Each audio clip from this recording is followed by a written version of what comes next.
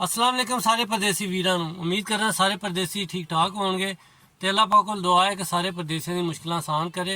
ते चलदे हैं अज दे टॉपिक तरफ। अज दा टॉपिक है कि जेह्ड़े मेरे भाइयों कोल पासपोर्ट है स्पेनिश, बच्चों कोल भी यकीनन है लेकिन मिसेज कोल पासपोर्ट नहीं है, उन्हें कोल नॉर्मल कार्ड है या फॉरएवर कार्ड है लार्गो दुरेंसिया, तो क्या वो मूव हो सकते हैं? जी बिल्कुल हो सकते हैं। ਉਹਦਾ ਤਰੀਕਾਕਾਰ है कि ਤੁਹਾਨੂੰ ਨੈਸ਼ਨਲਿਟੀ ਮਿਲਣੇ ਤੋਂ फ़ौरन बाद ਤੁਸੀਂ अपना निकाहनामा ऑनलाइन रजिस्टर कराओ ताकि इंटरव्यू तो बच सको। ऑनलाइन इसलिए कह रहे कि ਤੁਹਾਡਾ इंटरव्यू नहीं होएगा ਤੇ ਉਹਦੇ ਵਿੱਚ ਤੁਸੀਂ 1 ਸਾਲ ਤਕਰੀਬਨ ਪੀਰੀਅਡ ਲੱਗ ਜਾਂਦਾ ਤੁਹਾਡਾ ਨਿਕਾਹਨਾਮਾ ਰਜਿਸਟਰ ਹੋਣੇ ਤੇ ਤੁਸੀਂ ਉਹਦੇ ਦੌਰਾਨ ਜਿਹੜਾ ਨਾ ਆਪਣੀ ਮਿਸਿਸ ਦਾ ਜਿਹੜਾ ਕਾਰਡ ਹੈ ਉਹਨੂੰ ਕਮਿਊਨਿਟਰੀ ਕਾਰਡ ਵੀ ਚੇਂਜ ਕਰਾ ਲਓ, ਯਾਨੀ ਕਿ ਫੈਮਿਲੀ ਯੂਰਪੀਅਨ ਯੂਨੀਅਨ ਦੀ ਫੈਮਿਲੀ ਮੈਂਬਰ ਦਾ ਕਾਰਡ ਲੈ ਲਓ।